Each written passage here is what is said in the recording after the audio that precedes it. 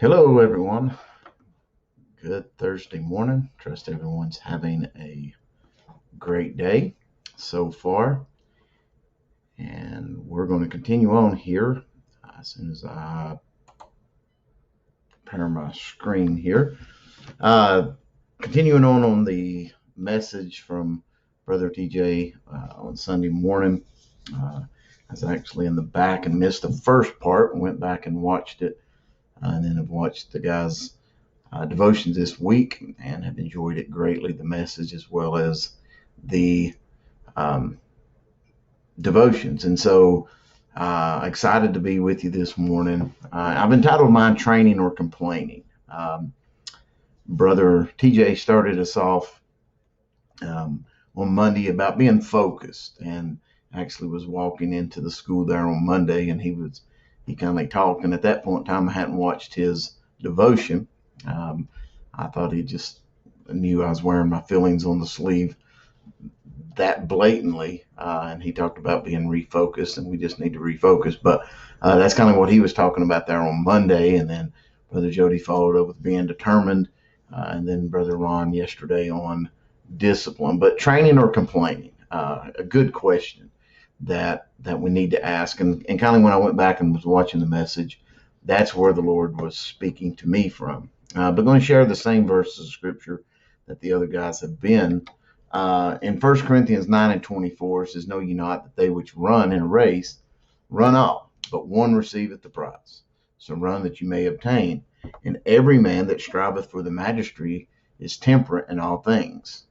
Now they do it to obtain a corruptible crown, but we an incorruptible crown. And Brother TJ was putting the garland around his head, and he talked about how that by the time they got it, it had already wilted and withered and everything. But it was the pride of knowing that they won. But Paul here says, I therefore so run, not as uncertain, but so fight I, not as one that beateth the air. Okay, and so what he's saying is we're not just going through the motion, and that's kind of what I want to talk about today, of just going in the motion. And that's what it titled it.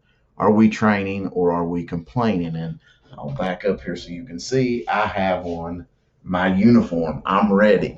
Not really. I have Logan's uniform on, one of his old practice jerseys, and I can't breathe. It's that tight. But nonetheless, Paul's talking about here, I therefore run, and not as one that beats the air. In other words, what he's saying is, I'm not just going through the motions. And I put this uniform on because as a coach, a lot of times, on teams that I've coached in the past, every team that I've coached in the past, you have the kids that are really sold in or sold out to the team, bought in, and they're determined. They're disciplined. They're determined. They're going to do what you want them to do to get better. They're going to do in the off season what they need to do to get better as well. And then you have those who are tickled to death just to wear a uniform.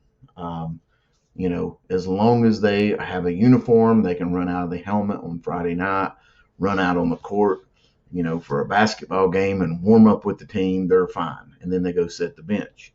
Paul's saying that's not what we're doing. And that as Christians is not what we should do. I do think that we live in a world full of people that are content just to have the banner of I'm a Christian, but not willing to get into the battle.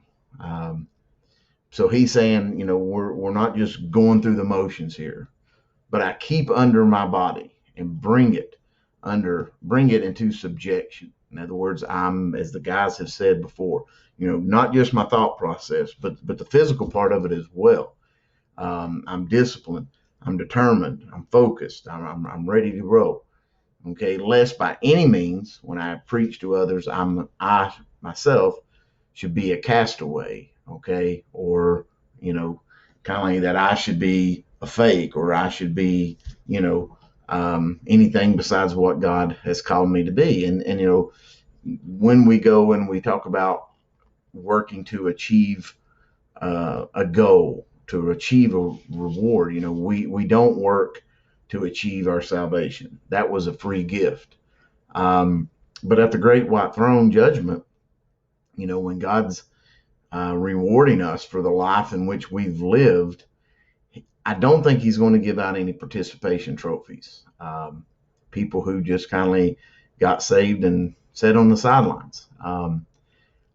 We can't. I mean, anybody that looks around and sees the way that the world is going, you know, as Christians, I think we have to look in the mirror and we have to say, what can I do differently?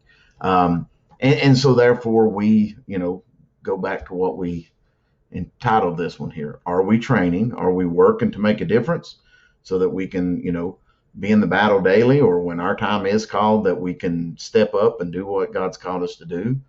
Or are we just complaining? And, as I said, I talked to Brother TJ going into work there on Monday, and I was doing a whole lot more complaining than I was being prepared to train. And so, I guess we're all guilty of the complaining a lot, but we have to stay focused. We have to stay focused. I think about, we talk about it from a sports standpoint, but think about it from a mission standpoint. I was complaining about wearing a mask and, going back through the same old of last year after we had 2 days of kind of felt good. Then it's like, okay, here we go again.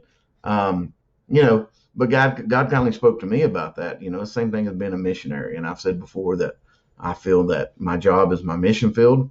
And, it would be the same as saying, well, I would go on the mission trips that we go on, but if they're not staying in a 5-star motel with, swimming pool and a lot of good restaurants to choose from and a beach close by, I just don't think I could go, and it's the same thing with what I was complaining about there on Monday.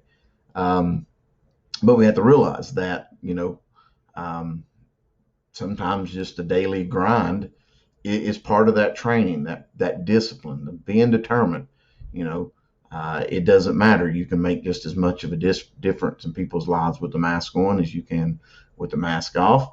And God kindly, I took a little bit of a beating on that there on Monday, as God said that, my light can shine just as bright regardless of what stipulations that I might be under. When we think about Paul and all the things he's writing, a lot of these things that he's writing, he's in prison.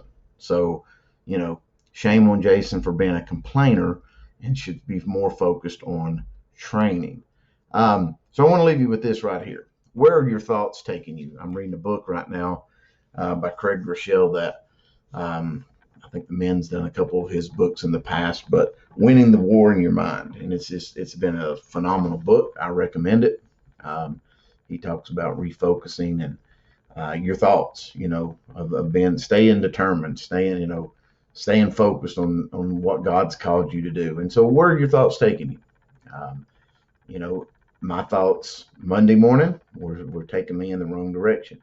However, after some prayer time and, a good little going out behind the shed with the Lord, my perspective changed, and so we have to look at that every single day, and Brother TJ talked about focusing your mind, staying focused on, and in Romans there when, he talks about that, our mind and our thoughts and taking our thoughts captive and staying focused, and not being conformed to this world, but being transformed by what? The renewing of our mind. So what's your thought? Where are your thoughts taking you? Okay. Because what you're thinking of is usually what you're heading toward. And so, my prayer this morning is that your thoughts are taking you toward the battle, toward doing what God's called you to do, toward living the life that God's called you to do, not the circumstances, not the situation, not any of the criteria, but that you're focused and doing what God's called you to do. Because I can promise you from Monday, those little going behind the shed with the Lord are not fun meetings. But I'm thankful that he does that he loves us and he disciplines us and changes our thoughts. So my prayer is that your thoughts are taking you exactly where the Lord would have you to go. I pray that you have a great day. We love you, and we look forward to seeing you this weekend in church.